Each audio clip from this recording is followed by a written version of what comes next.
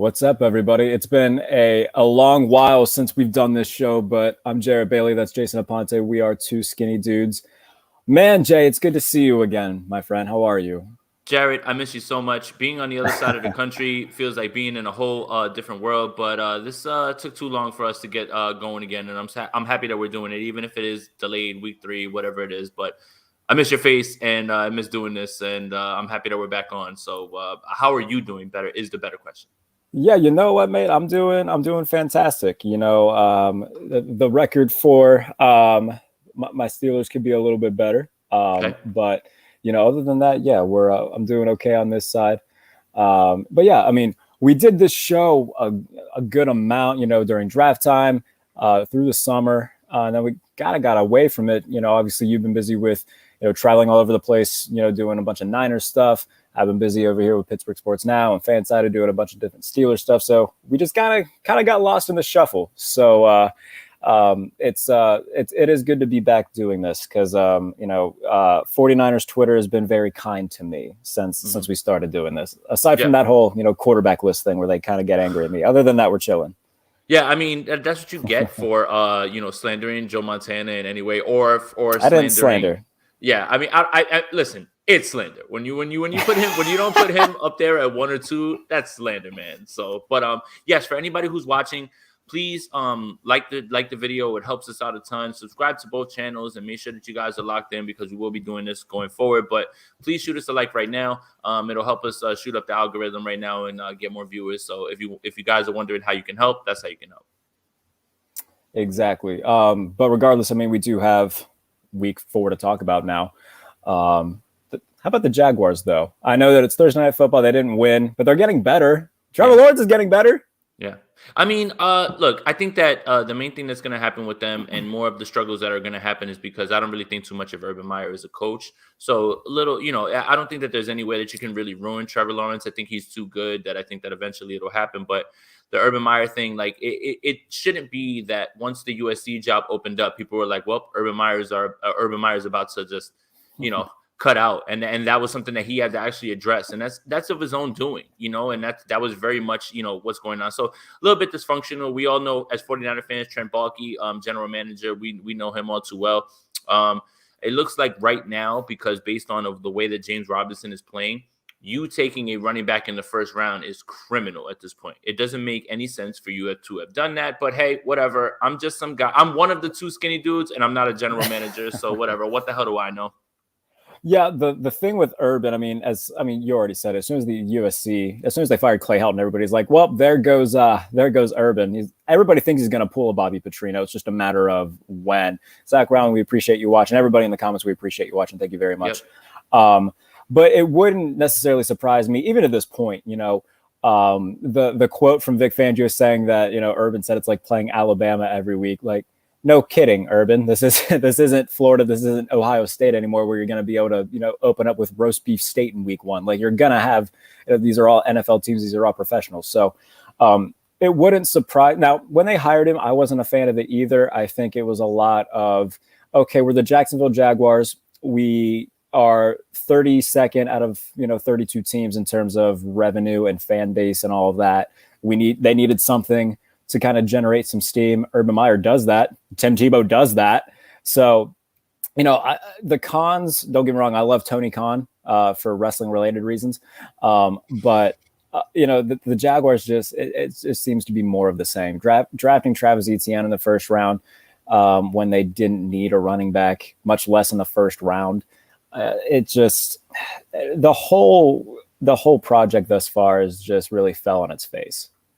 Yeah, and I mean, again, you said it. The Jaguars are in the business of right now basically selling tickets. That's what Tim Tebow was about. That's what, the Urban Meyer thing was. So, I mean, with the Jaguars, they have pieces in place. I'm a big Laviska Shenault guy. Very happy to see him to get downfield targets in this game. That was really good. Realistically, I know we're talking about the Jaguars, but I want to talk about the Bengals a little bit. Joe Burrow, man, there's something about him that he has this little bit of an it factor, I think. And man, you know what, man? Say what you want about his arm limitations and certain things. The guy kind of has it. And if Cincinnati should be feeling really good about what's going on with them right now. Him and Jamar Chase have been lighting it up. Obviously, T. Higgins didn't play in this game. Tyler Boyd continues to be one of the most slept on receivers in this league. One of the more reliable guys. And Joe Mixon's actually getting a chance to, unfortunately he got injured at the end of this game, but is actually getting a chance to show people, how talented he really is now in a good system. And he's actually getting all the snaps that, unfortunately we'll find out going forward. But yeah, the Bengals are in a good spot, man. Joe Burrow is a good quarterback. The only problem that I have is that someone on Twitter decided to unleash the hottest of hot takes, saying in a vacuum, I would take Joe Burrow over Dak Prescott. And that's not something I'm ready to say right now at this point. I'm just not ready to say that at this point. I'm not ready to say it yet, but Joe Burrow's damn good.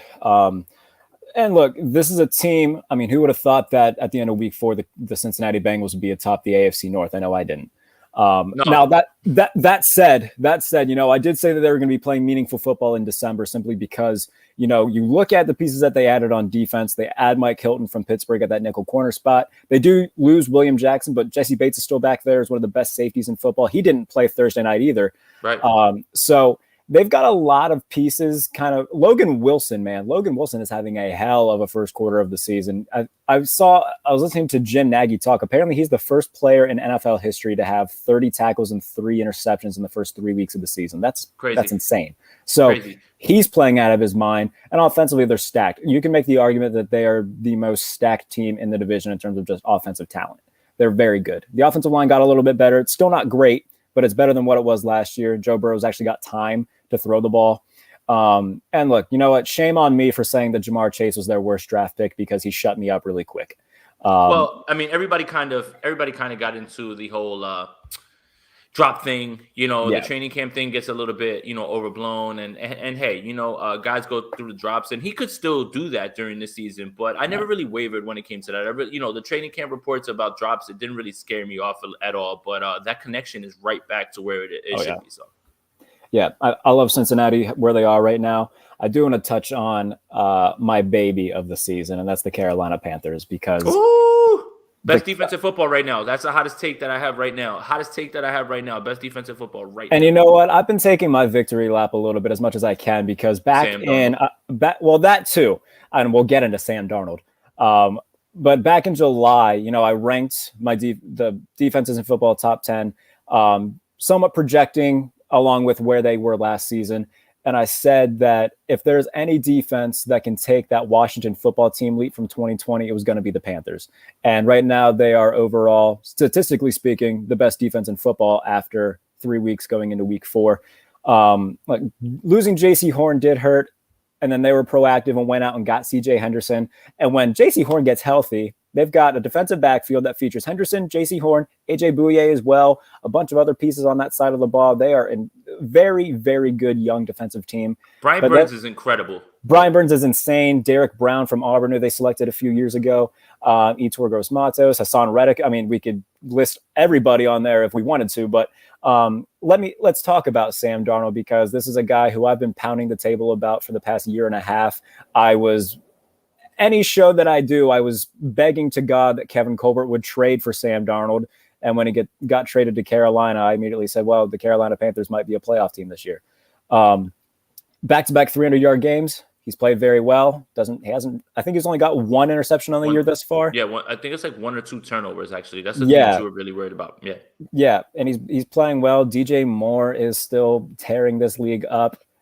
There's no bigger fan in this world of DJ Moore than myself, and I couldn't be happier for him. Unfortunately, Christian McCaffrey goes down, but at the same time, DJ Moore is one of the most slept on receivers in this league. Back-to-back 1,000-yard seasons with God knows who is his quarterback at certain points. And that's the point that I've always been trying to make. I kind of wanted them to move him to the slot and have Terrace Marshall outside. But, hey, it is what it is. I mean, if DJ Moore went into the slot, he would be the best slot receiver in the league, hands down, no question. I wouldn't even take any arguments on anybody else. But he's so good, he can do everything else. I'm so happy for DJ Moore, and I'm so happy that he was able to show out last week on Thursday Night Football for everybody to see. Gets a little banged up, but he comes back in the game. So happy for DJ Moore. Such a great receiver that is so slept on in this league. Yeah, and I mean, good for Carolina too. Good for Matt Rule and Joe Brady. That's a good point at the bottom of the screen. We talk about slept on receivers, and usually Tyler Lockett's the one that gets brought up, but Tyler Boyd and DJ Moore deserve a lot of love. So good for Carolina. I'm happy for them. They face Dallas this week. We already talked a little bit about Dak Prescott. Dallas is playing really well. Dak's playing really well. That defense is playing surprisingly well. Trayvon Diggs is having a hell of a year thus far. He's great. Yeah. So, Dallas is a team coming into the season. The one concern that everybody had was their defense is bad. Secondary looks a lot better than I think any of us thought it would be. There's still maybe a little bit of questions in terms of the pass rush and whatnot, but overall they're playing very well on both sides of the ball. They could have beat Tampa Bay if not for Tom Brady driving the Buccaneers down the field in a minute to kick a game-winning field goal. But right now they're sitting at 2-1. They look like the best team in the NFC East. What the thoughts about this game, but also about Dallas as a whole right now and what they could be in the NFC playoff picture?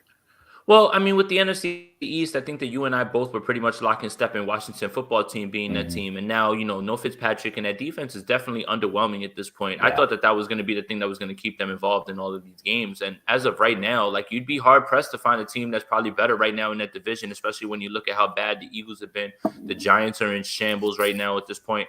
Dallas has a really, really good chance. It would not shock me if Dallas ended up the season 10-7, wins that division, and loses in the first round because Mike McCarthy doesn't know how to manage a clock, according to his PFF book. But yeah, I think it looks like it's pretty clear that Dallas, based on their offensive prowess and how well Dak is playing, they're going to be able to beat anybody as long as they're right. Because week 1, they nearly knock off the champs. They were a few plays away from that. I just, if that defense even is marginally better than it was last year, then they're already that much of a better team. And yeah, Dallas is really shocking me right now. And they haven't even really got Zeke going aside from this game, this past game. So yeah, Dallas is looking good, man. You can't really lie. I mean, as a 49er fan, I hate it, but at this point, it is what it is. They're looking good. And, as of right now in week 4, sorry, I know that I labeled this as week 3, week 4, they look like the class of the NFC East at this point. They do. And, you brought up the 49ers. We can touch on them a little bit. We try to make this, not a 49er and Steelers show. But the fact that the Steelers play the Packers, they're coming off a game against, the 49ers. The 49ers. It feels appropriate right now. In terms of the game from Sunday night, San Francisco starts off slow. They have a really big second half. Everybody's talking about the fact that Jimmy Garoppolo left far too much time on the clock, takes a snap with 12 seconds left.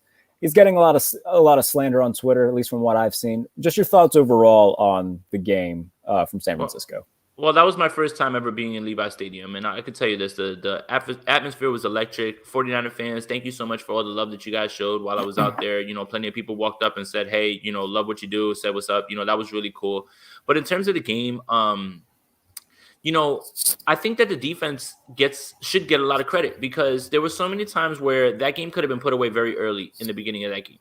And the defense continued to hold them to 3 points at times. And that's something that can't be slept on. And then at the end of the game, Aaron Rodgers made some Aaron Rodgers throws that I'm tired of people blaming the defense for. Fred Warner, he needs to get more depth. Dude, he was deep down the field. That was a throw that even Devontae Adams had to adjust to. Only 1 or 2 guys in this league make that throw. The touchdown pass to Marquez Valdez-Scantling was disgusting. I know that you want to say that Lenore needs to drop further in his coverage. Fine, he's a rookie. That ball probably wouldn't have been touched by veterans at this point. So I think that the 49ers showed a lot of resilience in this game. And if you're a 49er fan, you got to feel a little bit better about, hey, taking a punch, being down as much as you were, and then being able to bounce back and making adjustments. The running game obviously was not what they were looking for. And the Packers kind of have done what teams are going to do to the 49ers.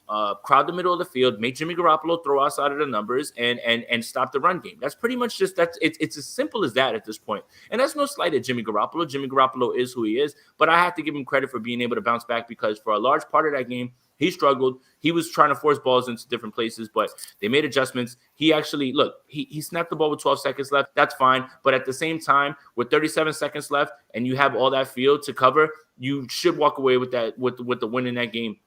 At halftime, I had no idea how the 49ers were that close. When they took the lead, I had no idea how they did it because it was that much of a game where if you watch the game, you have no idea how the 49ers even were allowed to be in that position because the Packers were dominating. Kenny Clark had an amazing game in this game. He dominated on the inside. So, yeah, it was just, look, it is what it is. 49ers lose a game that a lot of teams would have lost. They've been to back-to-back NFC championships. I'm talking about the Packers at this point, and they have nothing to be upset about. Now the problem is, I think that a lot of the anxiety of the 49ers fans is, here comes Seattle, here comes Arizona. You needed to win that game because now you might be in a precarious position where, listen, it is in the range of outcomes that the 49ers lose 3 straight games. So shout out to Javi Vega. This is his stat, not mine. Russell Wilson's never lost 3 straight games. Jimmy Garoppolo's never lost back-to-back games. Something's going to break in this game. We're about to find out really quick what it's about to be, and the 49ers cannot afford to start slow against the boogeyman that is known as Russell Wilson. That is a very good stat from Javi. I did not know that. So, and you mentioned Kenny Clark, and we can transition to this into Sunday's game between Green Bay and Pittsburgh. I'm scared. I'm not looking forward to it. Look, the Steelers front seven, or the offensive line, is I'm tired of talking about how horrible they are because I've done it all week long. I did it on Green Bay radio yesterday. I'm tired of talking about it. It's not good. Verified Jarrett doing radio hits in other places, man. I mean, like, now who's running 2 skinny dudes? It's you. No, don't. No, you're too kind. But regardless of that, look, Ben Roethlisberger, he is currently being sacked on 5% of his dropbacks. That's the second most in his career. First is 10% back in. What? The stat came out. Watch this. Wouldn't that be something? Yeah. That would be great. But Ben Roethlisberger being sacked the second most times in his career in terms of percentages on dropbacks. How do I phrase this? The most times that he was sacked in his career is back in 2007 on 10% of his dropbacks. The difference between 2007 Ben Roethlisberger and 2021 Ben Roethlisberger, 2007 Ben Roethlisberger could move, and he had a lot more time to throw. This is 2007 Ben Roethlisberger is holding the ball, running around, making plays, and getting sacked because he holds onto the ball too long. 2021 Ben Roethlisberger is throwing the ball quicker than almost any quarterback in the league and still getting sacked almost as much as any quarterback in the league. What's that tell you? The offensive line's terrible. So Pittsburgh needs to get proactive at this point. Forrest Lamp is a free agent right now. He started all 16 games for the Chargers last year. Kevin Colbert, go call him. Like, he can't be worse than anything that we've seen thus far. Like, Trey Turner and Kevin Dotson have been okay. They're still inconsistent at times as well, though, and that's not a very high bar to set right now in Pittsburgh. But for the love of God, like, Chukwuma Okorafor, not the answer. And the fact that if Joel Haig plays well this game at right tackle and they get Zach Banner back soon, would not surprise me if Okorafor is cut before the season's done because he's just been awful. They're starting 2 rookies. Ben's constantly under pressure. They can't run the ball.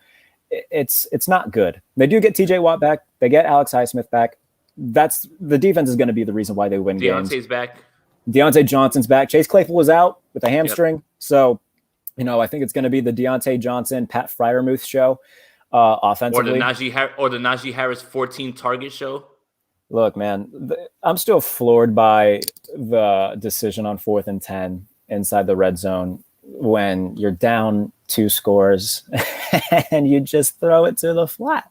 Hey, what did that accomplish? Look, so, hey, speaking of 4th down plays, I love Kyle Shanahan's. It's only chance punting on 4th and 1 at midfield during that game. Ooh, suboptimal at best, because then at the half, you run Trey Lance on 4th and 1, and look at you. You got a yard and a touchdown out of it. Like my friend Jordan Elliott says, who's much smarter than I am, if you cannot get yourself 1 single yard, you do not belong on the field at all with anybody. And Kyle Shanahan alluded to that later on in the press conference, saying, yeah, I kind of blew it. And for him to say that, you know that he really meant it, because he'll never say that. So, yes, 4th down decisions, they are the bane of my existence as well, Jarrett.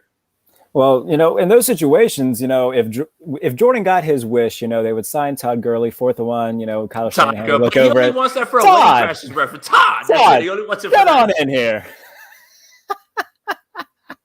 The Wedding Crashers memes that has been exchanged, it makes me happy, and I'm going to keep that.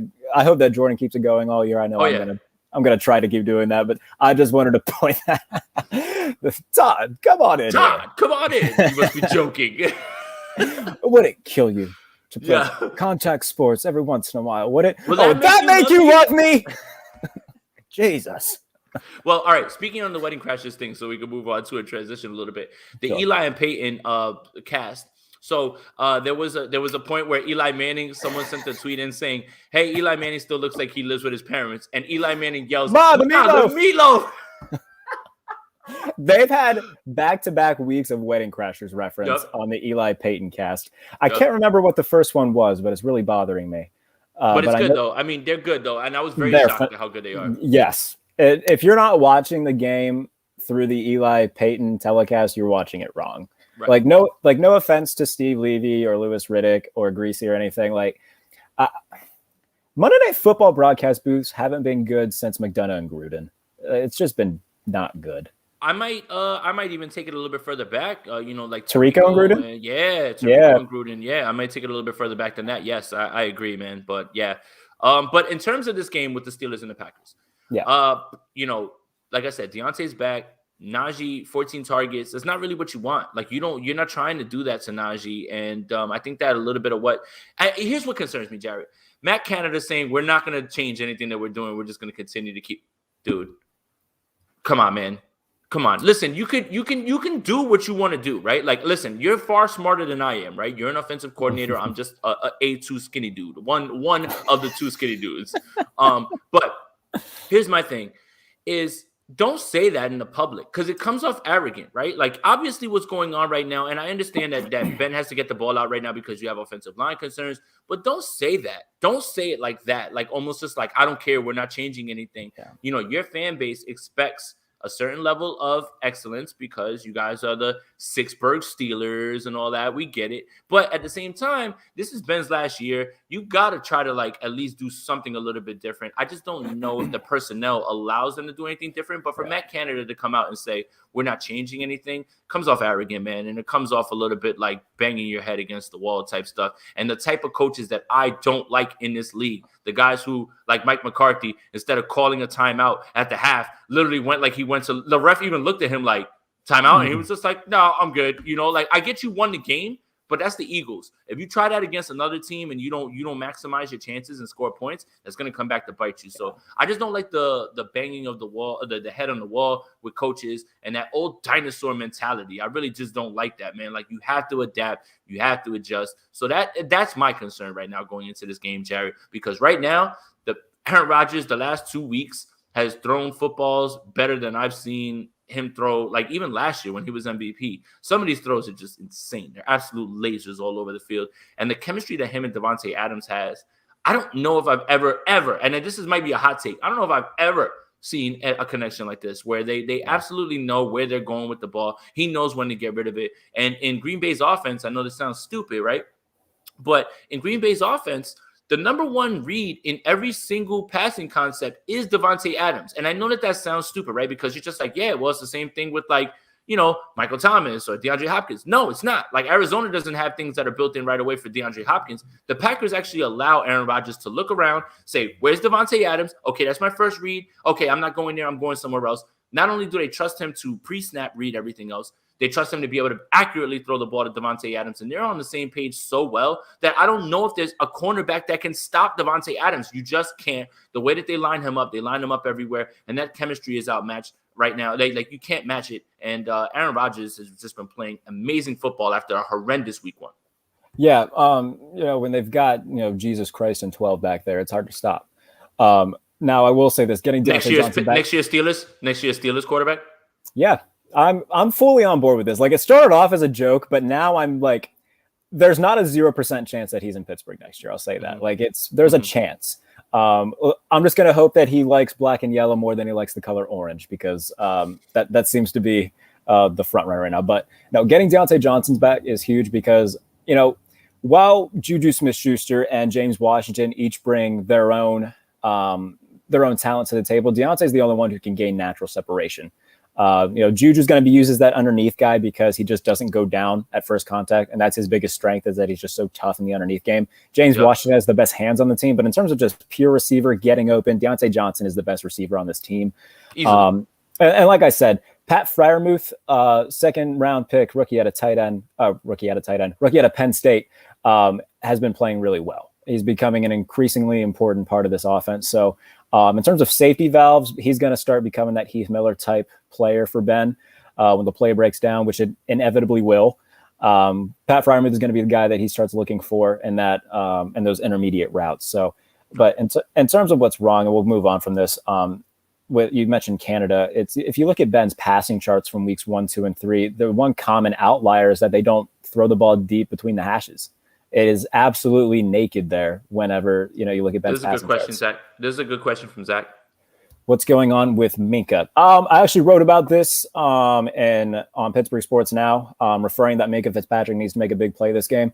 In terms of like what's going on with them, like he's looked really well in terms of like attacking the line of scrimmage, like downhill running and getting to the ball. He's always had a really good nose for the ball. He showed that in Buffalo week 1 and played really well. There was one play against Vegas that was 100% on him. And he admitted it post game to us, during the press conference, is that they were so much keying in on Darren Waller. Darren Waller was going over the middle of the field. Minkah steps up to take away Waller. They go deep to Ruggs, who was one-on-one with Ahkello Witherspoon at that point, and he burns past Witherspoon because he's got no safety help because Minkah jumped up to take away Waller.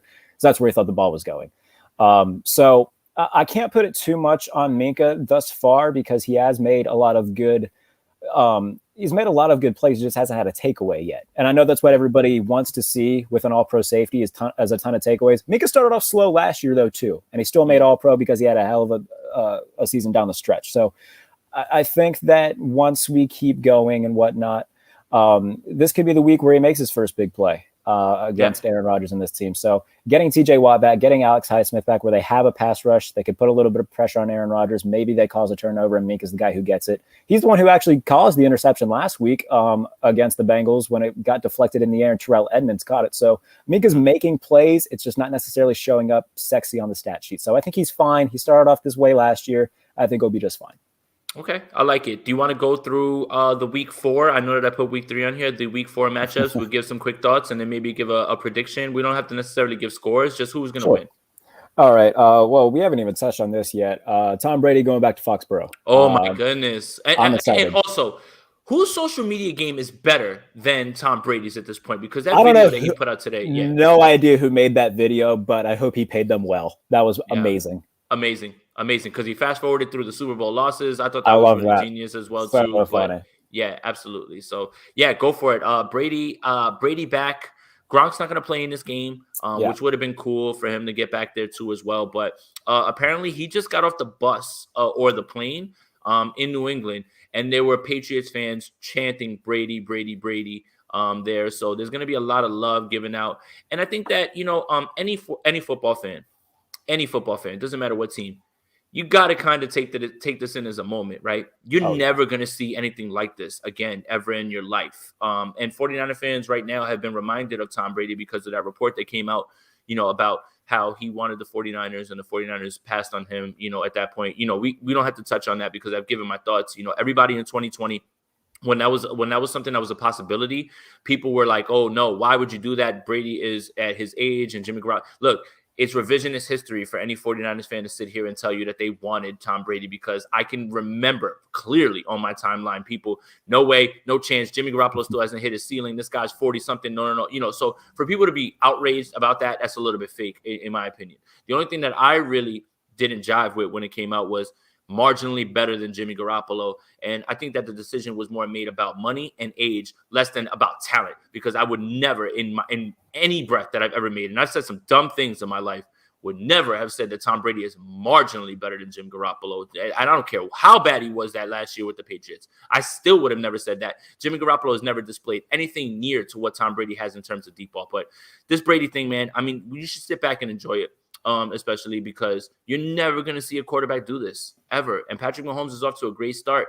He's still probably not going to be able to do this because it's just impossible in this league with the parity to be able to win that much. Yeah. And, I don't think we're going to see like a LeBron-like reception whenever he left Cleveland the first time and they came back and he booed him like crazy. Just why, James? Why, James? Like, that's like just why? I'm sorry. No, it's good that, fans are going to cheer him like crazy, and they should. They won 6 Super Bowls with Tom Brady. I think the fans should, appreciate everything that he's done for the team, and they're gonna. But yeah, this is going to be exciting. I'm more looking forward to what happens post-game between Brady and Belichick than I am the actual game, if I'm being completely honest. But Belichick keeps saying Brady's the only quarterback I've ever wanted, the only quarterback that I've ever want to hear. He keeps saying that over and over. If you're Matt Jones right now, you're probably punching the air, but hearing that, you definitely don't want to hear that. So, but no, it is going to be great. Honestly, it's going to be a great game. You definitely want to see what that interaction is like at the end there. I got the Bucs winning that game by a considerable margin because the Patriots, unfortunately, the Patriots unfortunately don't have the defense or the offense to keep up with those guys.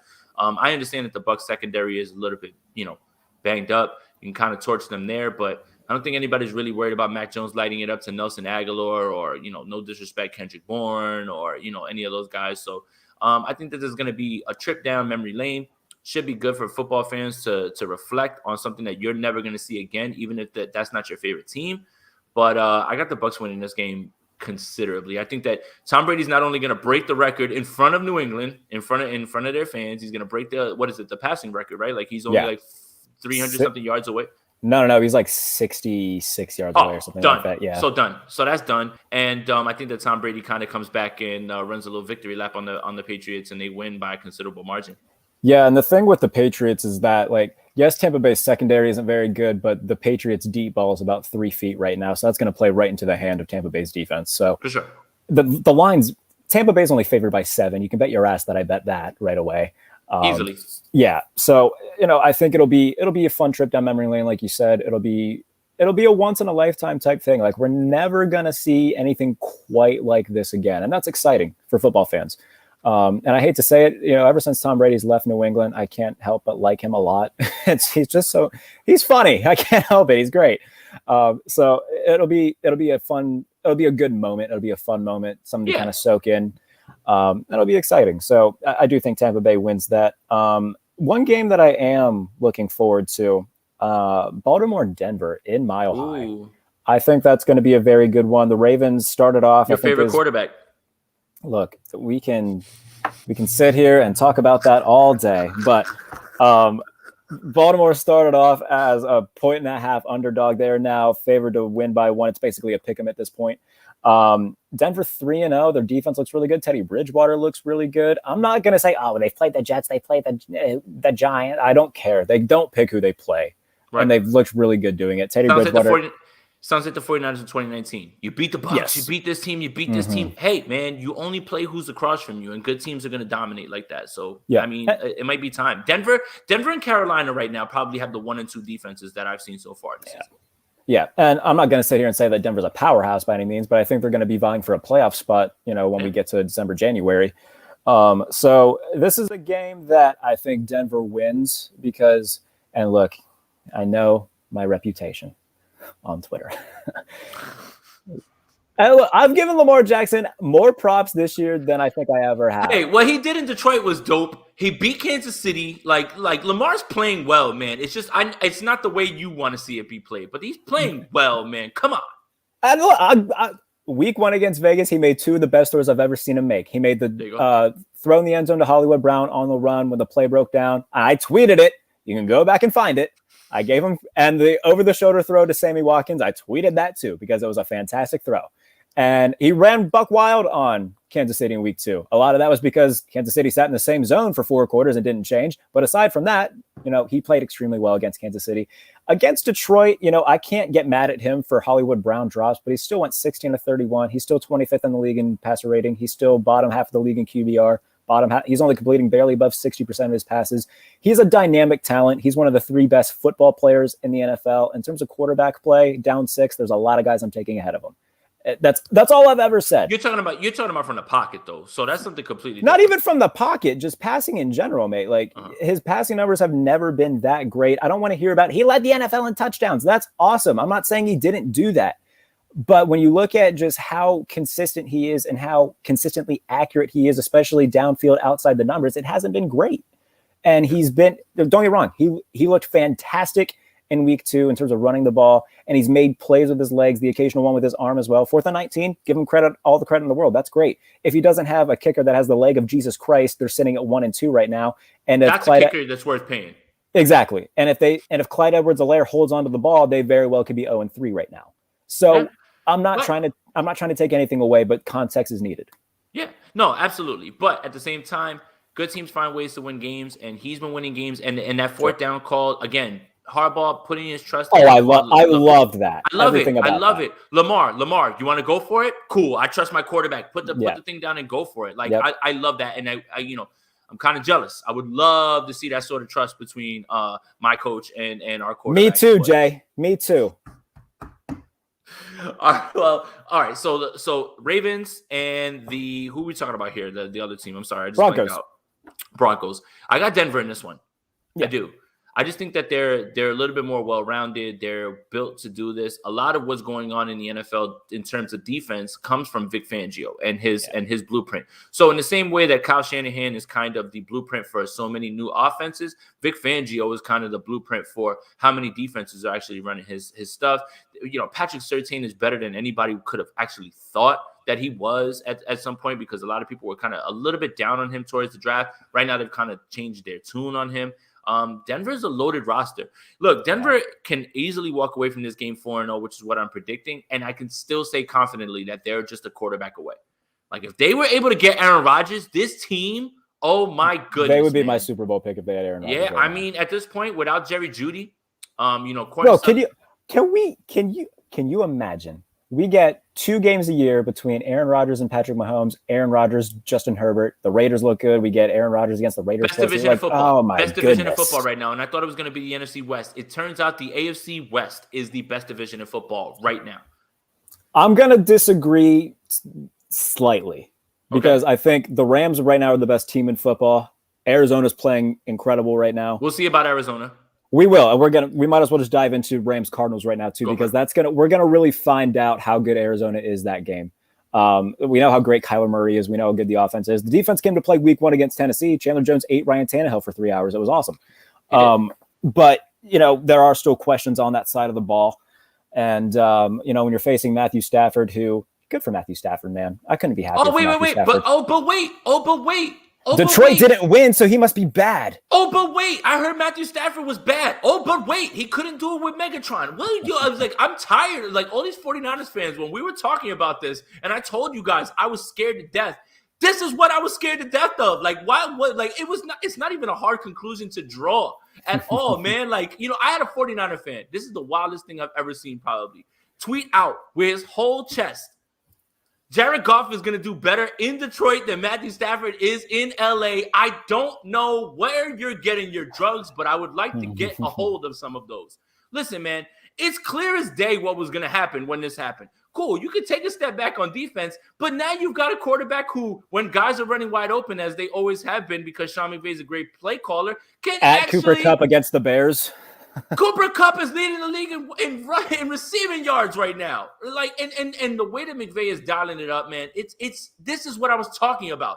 This is what I was afraid of this entire time. This is why when Matthew Stafford was pulled out from the 49ers, under their nose when we were in Mobile, I was like, oh man, this isn't good at all. Because now Matthew Stafford has a defense which is still top heavy and will keep him in games. And he's got the best play caller that he could possibly have right now at this point.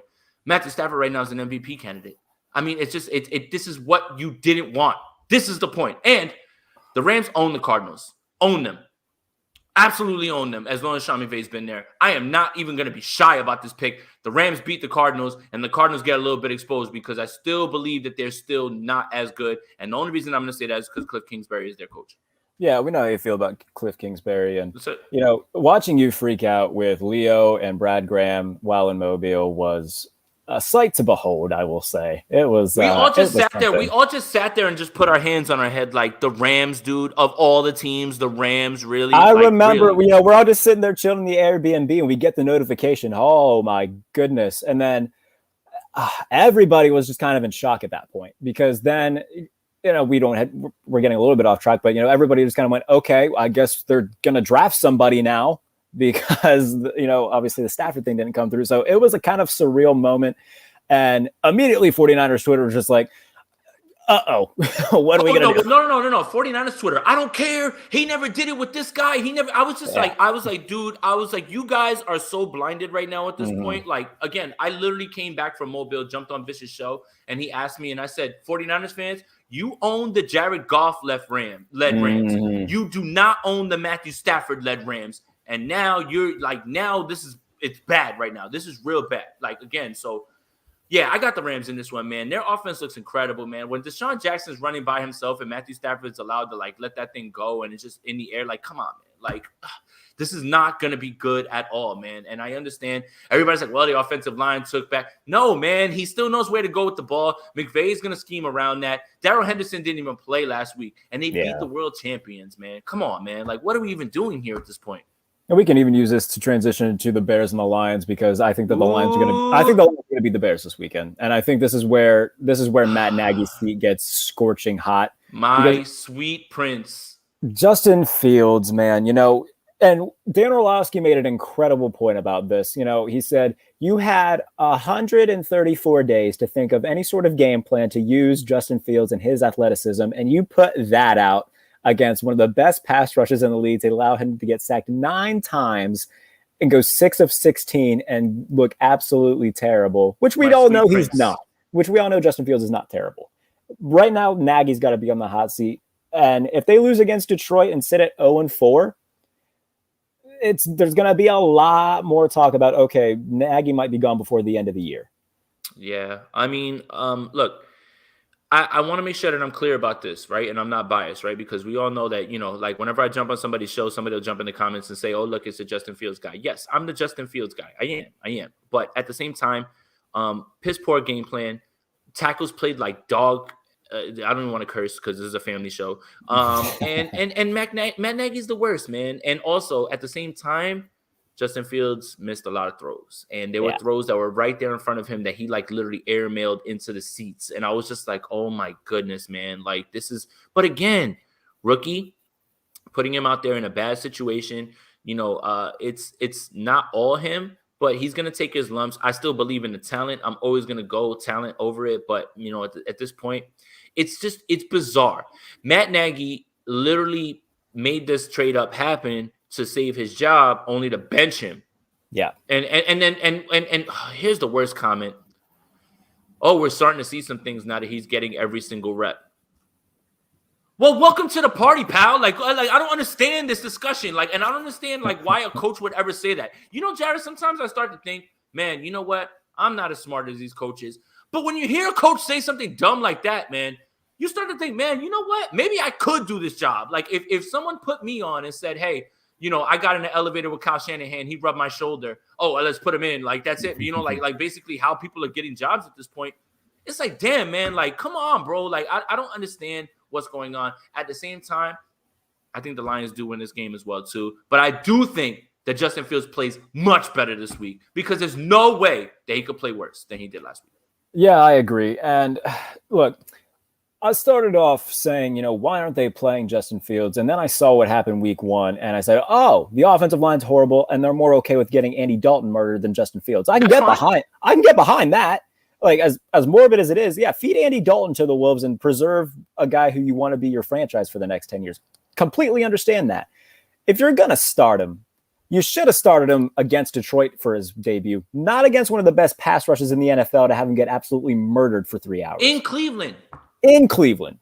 And now, it would have been a home debut against a Lions team that is also winless. And if he goes out and plays well and they get a win, then maybe, Chicago's starting to be like, okay, we got a guy here. I don't know what Jay's doing right now, but I'm here. Okay, I was just making sure. But yeah, if the best call would have been to have him start against Detroit, not throw him to the Wolves against Myles Garrett and Jadeveon Clowney to have him get eaten alive. And now he's going to have his confidence kind of buried a little bit. Now, I'm not going to say, Justin Fields seems like a pretty headstrong guy. I think his biggest mistake was saying the game's too slow, or don't say that. Like, I know what you kind of meant, about, hey, I know what I'm facing, but no, man, people are going to use that as bulletin board material. And then this is how shell-shocked this team is. Allen Robinson got a dime put in his lap for a touchdown, right? And he didn't have to jump up for it. He didn't have to make an amazing play, and he dropped it. And that was just, I think that was Allen Robinson being like, wait, that happens? Like, you can get a ball placed in your lap? Like, so it's a combination of like the Bears have weapons. Darnell Mooney, Allen Robinson, David Montgomery is a fine, running back. But it's Nagy, man, and this is it. Like if Fields goes out there and he face plants again, or they go 0-4, like I think they will. I think the Lions actually win this game. And as much as I was down on Dan Campbell, this team seems to be competitive in spurts. Like they gave the 49ers everything they can handle at the end of that first game. For a large stretch of that second game, they were giving it to the Packers, and then it took the Ravens winning on a miracle kick to beat them. I'm very surprised at how competitive they've looked and how good Jared Goff's looked in the offense that's a little bit more tailored to him, and also unlocking TJ Hawkinson because he just seems to be the number one read on everything for Jared Goff. So I fear for the kid because you can ruin guys' trajectories with inept play calling, with inept game planning, and that's all I'm afraid of. I think the kid is good enough to overcome it. He was my quarterback too. Out because obviously Lawrence is the golden boy, but I still see the Lions winning this game, and Matt Nagy if the Bears don't fire Matt Nagy after this loss, Chicago sports radio will, and the fans will get him. They will carry him out of that facility at this point. So I just don't know who the replacement could be. I would love to see Eric Bieniemy head over there next year. Get Brian Davis, maybe. Right. Kellen Moore, somebody like that, man. Like somebody who's at least on the side of progression. Because it seems to be that Matt Nagy's been skating by with the narrative that he is an Andy Reid disciple. Just seems to me that he coached under Andy Reid. He's no disciple in my book. So, yeah. And, credit to Jared Goff. We mentioned it already. He's played well. Yes. And a lot of people kind of wrote him off when he got traded to Detroit. So sure. Good for him. They are 0-3, but he has looked really well. He's played really well. Last week, maybe the Jets and the Titans. No AJ Brown, no Julio. No AJ Jones. Brown, no Julio. Chester Rogers season for everybody who plays fantasy football. You know what? I'm half tempted. Derrick Henry gets 800 carries in this game. What over under? Yeah, I'm half tempted. I already bet the Jets +7. I'm half tempted to just bet them outright. See what happens. Well, look. Speaking of rookie quarterbacks, and you know how high I was on Zach Wilson coming in. Oh yeah, and we all were. I had him at 3, right behind Justin Fields, and then I had Trey Lance 4. But man, that team is really bad, and it's not even necessarily their defense. The defense is going to be fine; they'll be all right. But man, they are saying Marcus May too for at least 3 weeks, and that's not going to help their cause either on that side of the ball. But it's not. But this is a team that I struggle to figure out how they even get to 4 wins. I struggle. I have no idea how that happens. I don't know what sort of circumstances that could happen under. Zach Wilson is taking his lumps. And a lot of that stuff that we were concerned about on tape is popping up now. A little bit too much hero ball, not really reading, the field as well.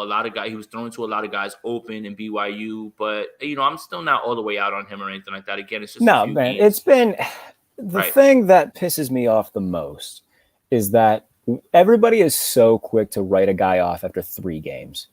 Everybody's 7 interceptions through 3 games. He's done. He's a bust. No, that's and the same thing could be said if let's say Zach Wilson came out and he lit it up for 4 touchdowns in each game. That doesn't mean that he's going to be the second coming either. So one way or another, you can't overreact to these first few weeks, especially when you're talking about how that roster is. Go ahead, Jared. Yeah, and you already mentioned, he has tried to play a little bit too much hero ball. He's throwing into windows that just aren't open.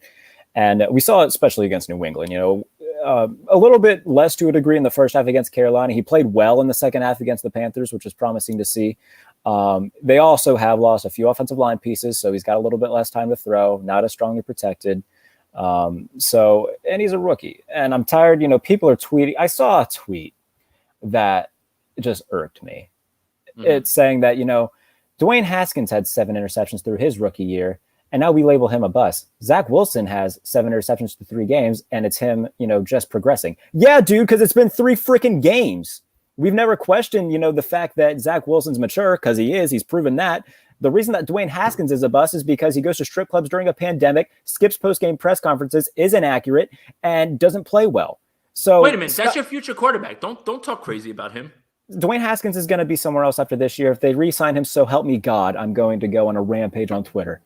Can't wait.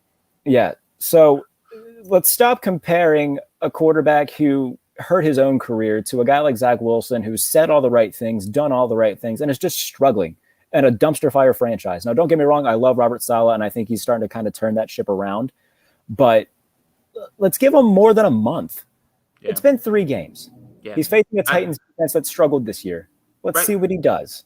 And I mean, look, the weapons around him aren't exactly great. I don't know what's going on with Denzel Mims. Somehow a second-round pick cannot even sniff the field anymore at this point. I don't understand that portion of it. Seems to me that the whole Kyle Shanahan doghouse thing that started with Brandon Ayuk the first few weeks kind of just carried over with a bunch of their coaches, and that's how they feel. Like as soon as you start messing up, they don't want to play you anymore. Yeah. Elijah Moore is not going to play in this game, who they had a big connection during training camp. I'm very big on Elijah Moore. Me too. I mean, again, and Michael Carter, it continues to show flashes, but they're always in negative game scripts where he's not going to get a chance to show his stuff. And look, it's a process. Jet fans, they shouldn't be panicked because, let's just face it, I don't want to be a jerk, but like you guys really don't have much to like. There's no litmus test to like compare this to, right? Like you can't compare this. Yeah. You know, it's not like, oh my God, you know, he's replacing a guy who, well, no, the Jets usually don't win. So show a little bit of patience. Like show some patience, man. Like, come on. Like I live on this side. You know, I live in the East Coast. I live right here. I'm 20 minutes from MetLife. They're full-blown panic. He's a bust. It's over. Oh my God. Relax. And they shouldn't be. Relax. Okay. You gave Geno Smith a bunch of shots. Relax. Relax. Smith. Yeah, Mark Sanchez led them to back-to-back AFC Championship games. I think Zach Wilson's going to be just fine. And he'll be all right. Look. Troy Aikman won one game. By the way, too. Yeah. Oh, okay. I'm up in the air. I'm not touching it in terms of money line. I'm tempted to. I'm not gonna. No. Well, I'm not talking about spread. I think the Titans find a way to win this game. If the Titans don't win this game, this is more. I don't care who's not playing. AJ Brown, Julio Jones. Yeah. This is more on them because they're a team that has aspirations to make the playoffs and stuff like that. If they can't find a way to beat this Jets team, they're in trouble. Yeah, and look, in terms of Zach Wilson, like the Cowboys won one game, Troy Aikman's rookie year. I'm pretty sure he wasn't even the one who won it. He was hurt that game. Right. And Peyton Manning threw 26 interceptions his rookie year. Come on. I'm not saying that Zach Wilson's going to be Peyton Manning or Troy Aikman, but he's going to be fine. So let's stop freaking out after 3 games. Give him a little bit of time. Give him more than less than a month to prove his worth and see what happens. Like Jared Goff had a horrible rookie year too, and he's turned out somewhat okay. I think he's going to be better than Jared Goff. So calm down. In terms of other big games, we got Browns-Vikings. That'll be a fun one to watch. I think Browns-Vikings. That'll be a fun one. That's in Minnesota. Kirk Cousins playing really well this year. Hasn't thrown an interception. No. He's not playing really well. He's playing great. He's playing very well. And look, 49er fans, I hate to keep bringing this up, but you guys looked me dead in my face and told me Jimmy Garoppolo is better than Kirk Cousins, Derek Carr, Baker Mayfield. Wrong. Okay? You've been wrong about Kirk. It's so easy to hate Kirk Cousins. So easy. Why? He's a dork. At the same time, this man is playing at a level that you wish your quarterback was playing at this point.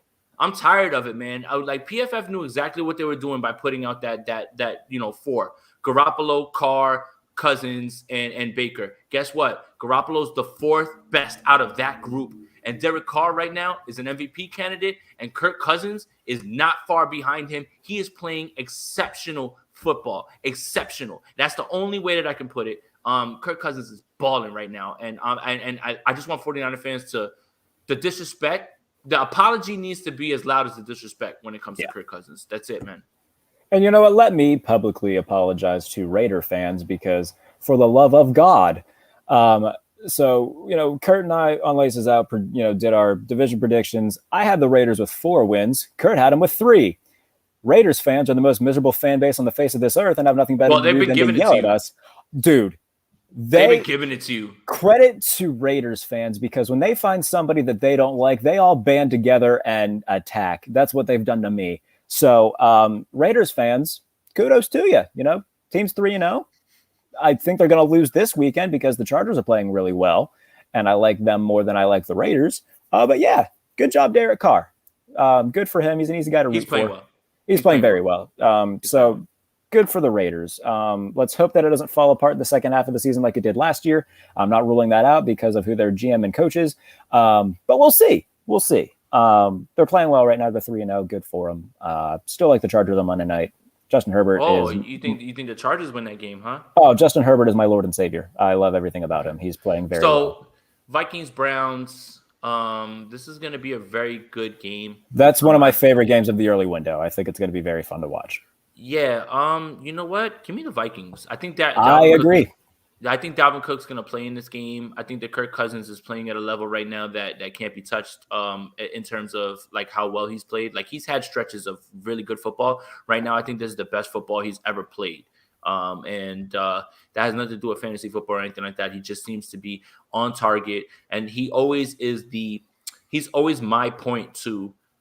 There's a difference between completion percentage and accuracy. You can complete a pass and not be accurate, but Kirk Cousins is accurate. The reason that Justin Jefferson is able to catch the ball and run past people is because he doesn't have to slow down. The ball's exactly where it needs to be, and he takes it and he's out with it.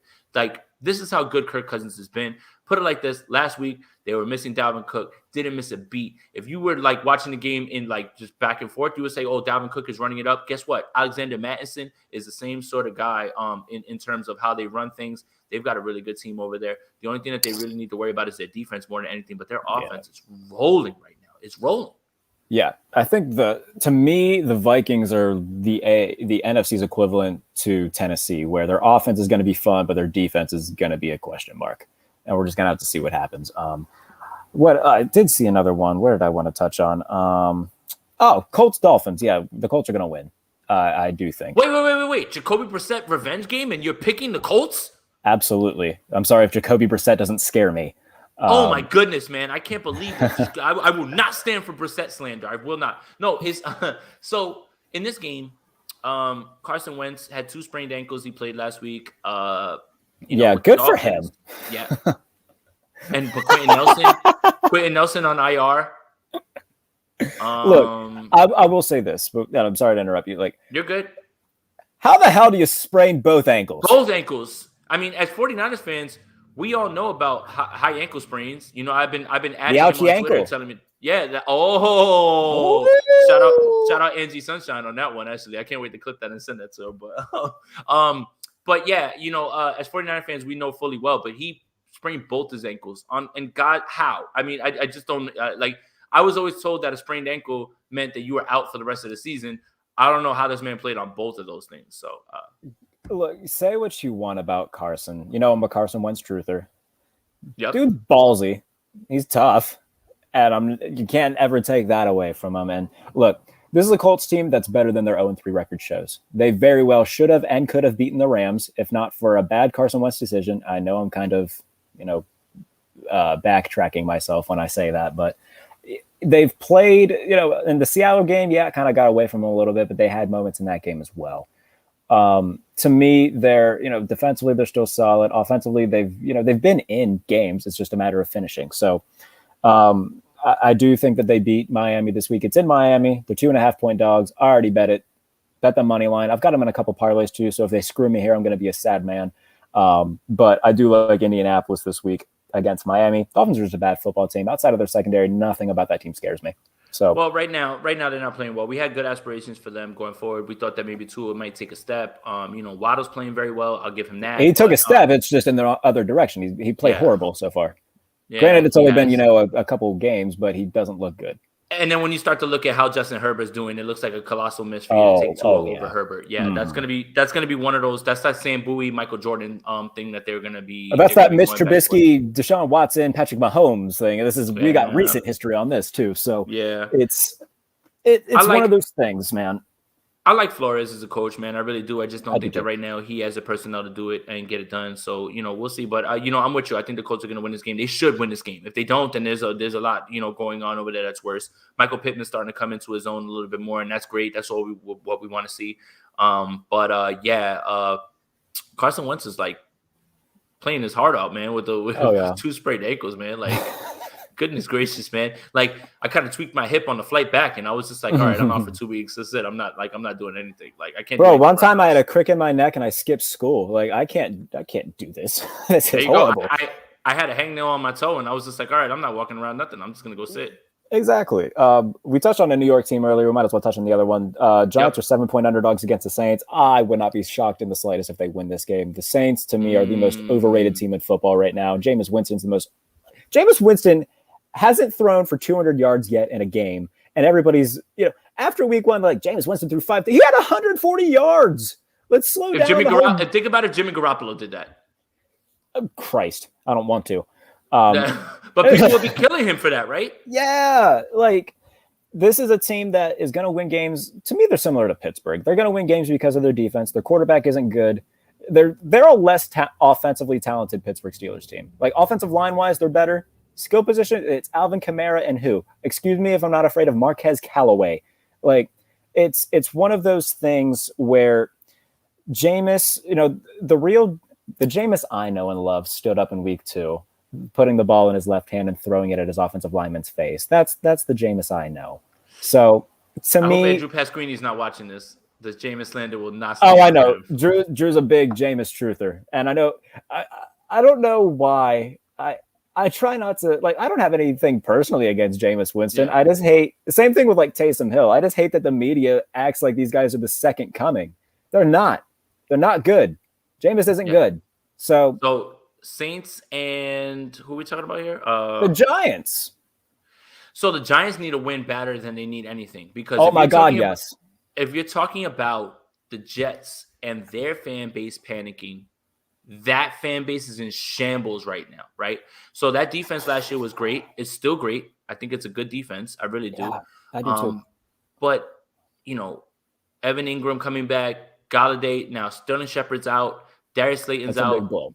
Yeah, it is. And Sterling Shepard was balling. And you could see, like, him, they were so close against Washington. They literally could have won that game. Should have won that game. I mean, I think the Giant fans right now, they've got they feel like the guillotine is up top on them, and they think that this game is going to come out that way. I think this game is a little bit closer, but in my heart, I still believe that the Saints have enough and they have the coaching to get it done, because I think that's really what's holding the Giants back. I don't like Jason Garrett. Joe Judge is like run suicides or whatever it's called. I know we can't say suicides right now or whatever it's called. Or like run. I don't know what they call them now either. Yeah. I don't know what they call them now. No, yeah. I know we can't refer to it as that, so I apologize. But I the whole run, take a lap thing, that has already worn out its welcome. Those guys, those are NFL guys that don't care about anything like that, man. This is not college. This is not high school at this point, man. It's wearing thin. This is Gettleman's last stand. They have to win this game. Otherwise, things get super like with the Jets. At least the Jets have like a plan. Right. Like people, like, at least there are somewhat level-headed Jets fans who are thinking the same way we are.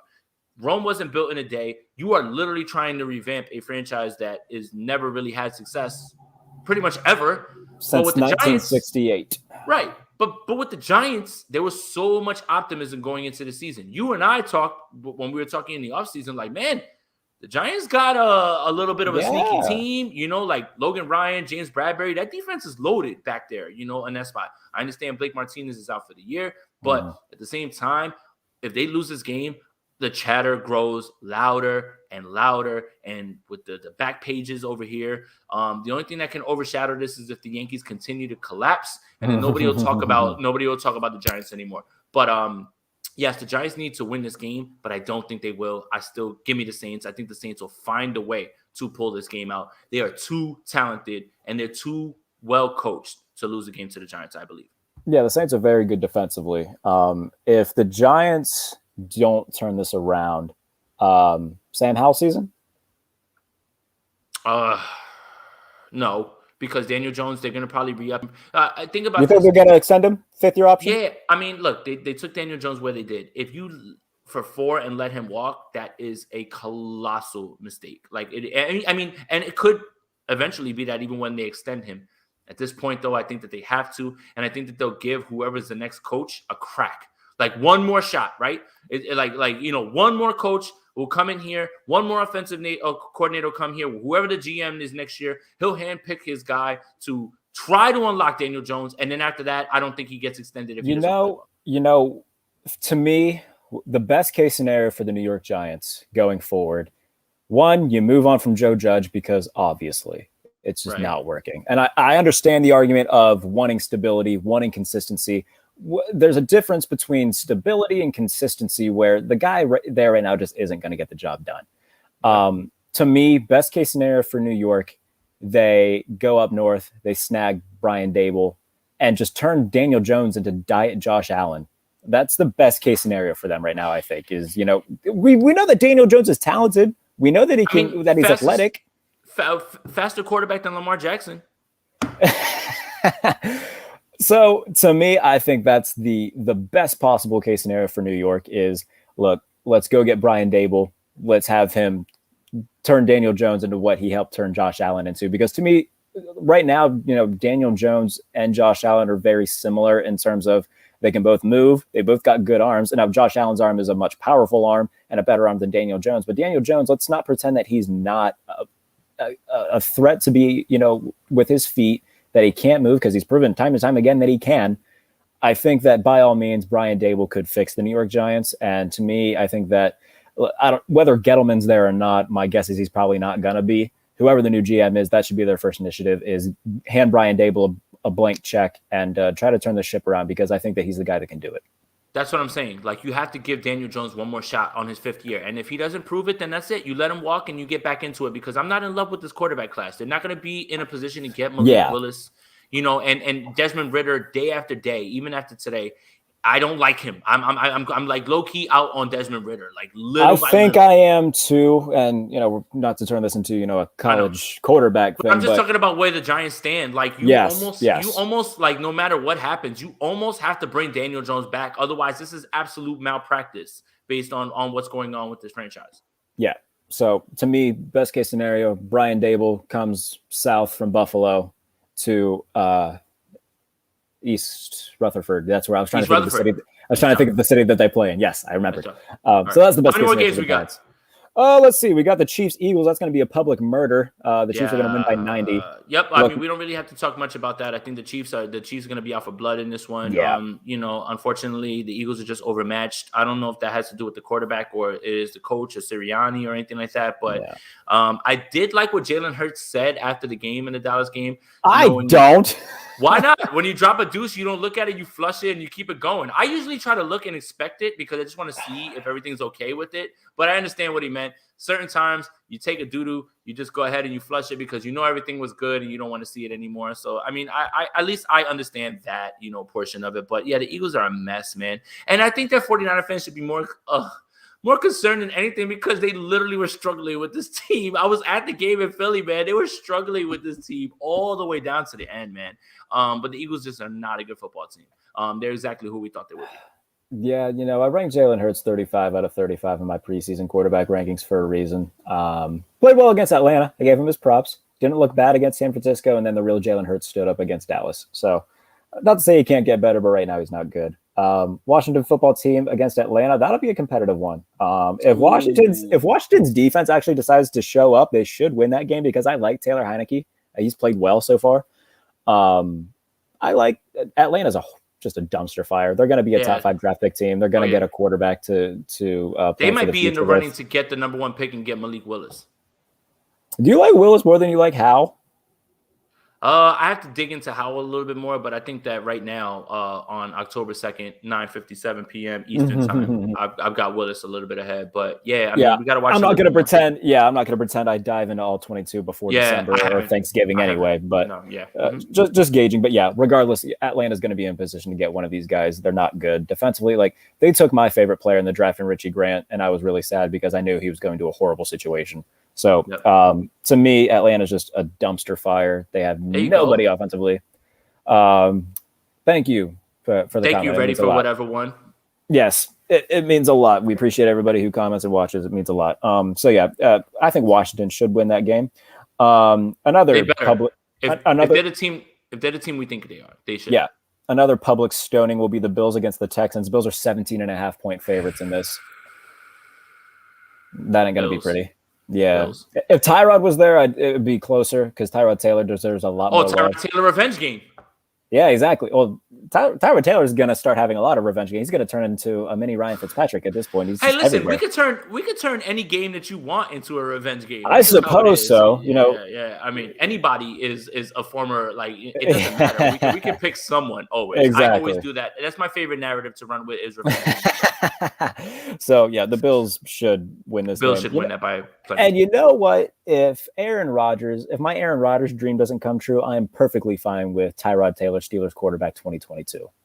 Totally okay with and that. to transition into to what though? Like, what do you expect Tyrod Taylor to bring to your team that will so I guess you'll be in position with Tyrod Taylor to get a quarterback that's really high. Exactly. So let's say that the Steelers are going to take a quarterback in the first round. That's a given at this point. Tyrod is a guy who's going to protect the ball. He's going to put you in position to win, and they're still going to have that phenomenal defense. They could still be they're not going to be a Super Bowl threat. They'll be a playoff team. They'll be a playoff threat at the bare minimum. They can be an 8 to 10 win team with Tyrod Taylor. So I would be okay with that. And not to get off track here, but like guys like Minshew, Drew Lock, Tyrod Taylor. If my Aaron Rodgers dream doesn't come true, totally okay with any of those guys being a bridge. Minshew over all those guys. I love Gardner Minshew. I think. Yeah, we know. I think I sang a song. Yes. On this show, I'm gonna. Oh man, should I write another one? Yes, yes. Especially when eventually Gardner Minshew takes when over he that starts. job. Yes. Absolutely going to happen this year, and I cannot wait. I'm going to have to become like a de facto Eagles fan because I love Gardner Minshew so much. So I mean, you're in Pennsylvania. You're close enough. Exactly. Have him come to the other side. Have him come to Sheets territory over Wawa. So that's all I need right now is Wawa's elite. Also, for anybody who is not on the East Coast and doesn't know about Wawa. You're welcome. I know that I've been to the West Coast a bunch, and they're just like, "Oh, you don't have this over there, like Jack in the Box and that." No, but y'all don't have Wawa. Put Zach Rowan's comment on the screen right now, the most recent one. Yup. Whose hair would you take, Gardner or Jarrett? Ooh, Jarrett, your hair looks amazing right now, man. It does, man. I tried. Yeah, who would you take? No disrespect to you. That Gardner Minshew mullet, man, that's tough to pull off, bro. Oh, look, bro. That's like a situation if like a girl I'm seeing left me for Cristiano Ronaldo. Like I would leave me for Cristiano Ronaldo. Look, but you gotta vote. You gotta vote. You gotta vote right here. There we go. Right here. Here's the thing, though. My hair has taken a drastic journey in 2021. It started off similar to this, except it was brown. It's now bleached. I permed it, I shaved it all off, and now we're here. So It's been I've gone through my phase of like after a breakup, what girls do with their hair. I just decided to do my own thing with it. So regardless of hair, though, love Gardner Minshew. I would be totally okay if he went from Philadelphia to Pittsburgh next year. But yeah, the Eagles are going to lose. The Texans are going to lose. We haven't really touched on the 49ers Seahawks yet, and we're an hour, 12 minutes into this show. All right. How are you feeling? All right. So I on the Sprint Right Option podcast, I passed on a prediction for the game because I think that when it comes to Seattle, when it comes to the 49ers, when it comes to almost any divisional game, you have to kind of toss all the stats out from previous weeks. Those games don't matter. Russell Wilson is the boogeyman, and he's the one in the closet for 49ers fans. He's the guy under the bed. Talking about Jesus in the closet. Right. I don't care. I don't care how bad they've been playing. Russell Wilson is Russell Wilson. They always find a way to make the game close. There's only 3 ways this game can go. And this is how usually the Seattle 49ers, as of late, as long as Russell Wilson and Pete Carroll have been there, goes. Seattle either blows the 49ers out, wins in the last second, or the 49ers win in the last second. The 49ers don't blow them out. The 49ers never win in a handily game. And that's all because of Russell Wilson. Unfortunately, 49er fans, I know you don't want to hear this. I don't have the 49ers winning this game. I don't. Because if you think that Devontae Adams posed problems to our secondary last week, Tyler Lockett and DK Metcalf are on the way. Yeah, and, times 2 with that. Look, I would love to be wrong. I'd love to sit here and eat crow. This would be the sweetest crow that I would have ever eaten. But my goodness, man, it's Russell Wilson. And again, he's never lost 3 straight. Jimmy Garoppolo's never lost 2 straight. I don't think that Russell Wilson loses 3 straight because if Seattle loses this game, they're in deep, deep shit, man. I mean, I'm sorry, I didn't mean to curse, whatever. But yeah, they're in trouble. They're in trouble. And I think that this game means more to them than the 49ers. If the 49ers would have won on Sunday Night Football, this game would not have meant as much to the 49ers, right? But now there is a distinct possibility that the 49ers will end this game 2-2 with a chance to go 2-3 with a team that even at their best in 2019 struggled with Arizona. So I've got Seattle. I'm sorry, 49ers fans. I hope I'm wrong. Click this and then dunk on me after it doesn't come true, and I'll take it. But, yeah, man, I don't see it happening. But here's the thing. I took a look at Seahawks Twitter. The only fan base that's more down on their team than the 49ers is the Seahawks at this point. These guys don't see any chance that they'll win this game, but that's exactly why I'm afraid. This seems like the typical Seattle game where you're just like, man, worst defense in the league as in terms of yards given up per game. 49ers should be able to run all over them, do whatever they want. It's Russell Wilson, man. I have a tough time betting against him and Pete Carroll. I'm sorry. Yeah, I can agree with that. I do think Seattle wins this game. I didn't even know that. I thought this game was a 1:00 game. It's actually in the late window, Steelers-Packers. Look at me go. So this is a game, and I know that I touched on Pittsburgh a little bit earlier. I haven't really touched on this game yet. This is a game that Green Bay should win, but it wouldn't surprise me if Pittsburgh somehow went into Lambeau and just gutted out a win, especially getting Watt back, getting Highsmith back. If you win this Johnson. game, against, I mean, I'm not gonna win the game. They'll win the game, but all right. So I like what you did there because that's your thing. But no, I'm saying if the Steelers win this game, this is a springboard victory. Like it's one of those games where you can literally take that and just go up now. Now your trajectory changes. You have different things that you can look forward to. So this is more important to them. But again, all right. So look, I'm with you. I got the Packers in this game. Yeah. I mean, and that's no disrespect to you guys. It's just based on what I've seen. Aaron Rodgers is playing lights out. I don't know who you have that is going to be able to contain Devontae Adams because it doesn't matter. He doesn't stick to one side. They put him in the slot. They put him everywhere. You don't have a guy that can chase him around. And honestly, 31 other teams don't have a guy. Cam Sutton season. Yeah. I mean, there's a little something that's going on right now with Green Bay. Aaron Rodgers looks a little bit more locked in, I think. And this is more probably to just say that he's out the door the next year because he is, obviously, clearly. But yeah, I don't know, man. It's tough, man. You want to know what I think is going to happen? Not necessarily what I think. What I hope happens is that it's close. Whether Pittsburgh wins or not, I just hope it's close. But they need to win. This is why they needed to win at least one of these home games because they're staring now Green Bay, next week Seattle, following week Denver. They're staring like 1-5 in the face, and that's horrifying. Last time they lost back-to-back home games, 2003, that's the last season that they finished with a sub-500 record. So that's why they needed to win one of these because their next 3 games are brutal. But what I hope happens is that, it's a tightly contested game. Pittsburgh gets to Aaron Rodgers late. He throws up a ball that he wouldn't usually throw up. Minka Fitzpatrick intercepts it. They drive down the field, kick a game-winning field goal in a 19-16 game that's just ugly, but they get a win. Big Ben and Aaron Rodgers meet at half field, and they shake hands, and Ben just leans in, hey, come here and replace me next year. This is a great team. And then Aaron looks at that and says, you know what? This defense, these guys, they can just go offensive line heavy in the draft, sign a guy or two, and we got a squad. So that's what I'm hoping happens is that, Ben gives a good word to Aaron after the game, just says, hey, be my successor. And the tampering is set in place. And that's best case scenario. Absolutely best case scenario. But in terms of the game, that gutting out a low scoring game is probably the best case scenario for Pittsburgh. They're not going to be able to go toe to toe offensively with Green Bay. Their defense is going to have to keep them in this, as they will throughout the season.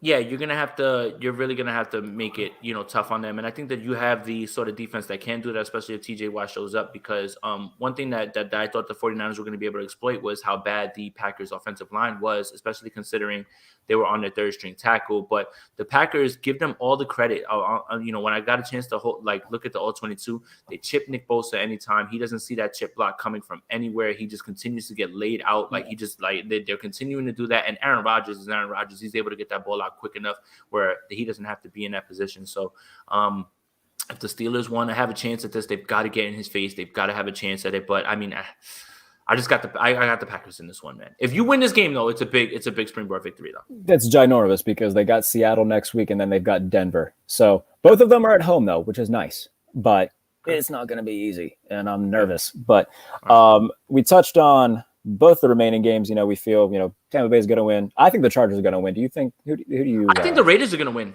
Oh. Yeah, I don't know what's going on over there because I thought that they traded away all the good offensive linemen, but Derek Carr is actually pushing the ball downfield in a way that he hasn't done in the last few years, and he's playing exceptionally well. I understand the Chargers, are playing well and that they don't give it up on the ground, but that's fine. Derek Carr has been showing that he's been, he's processing the field very well. He's playing very well. This is as close to Derek Carr that one year that everybody thought he was an MVP candidate. This the 2015 year. Yeah, this is it right here. So, I you know what?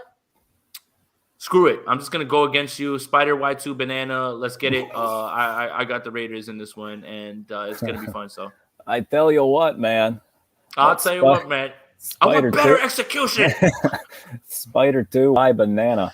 Hey, that's a pretty good one, man. You got to work on that. Yeah, I mean, the only impression that you can't ever top, you'll never be able to top, is your Beavis and Butthead impression. I'm gonna start doing one of those a week. You should.